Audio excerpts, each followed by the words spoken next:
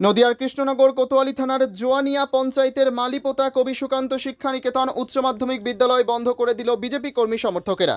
বিজেপির ডাকা 12 ঘন্টা বন্ধে জায়গায় জায়গায় টায়ার জ্বালিয়ে বিক্ষোভ প্রদর্শন করে বিজেপি কর্মী সমর্থকেরা।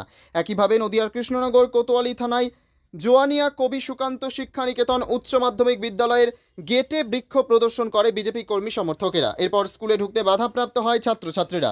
অবশেষে স্কুলে ঢুকতে না পেরে ফিরে যায় সমস্ত ছাত্রছাত্রী। স্কুল বন্ধ করে দেয় বন্ধ সমর্থনকারীরা। वंदे मातरम, वंदे मातरम, भारत माता की जय, भारत माता की जय, भारत माता की जय।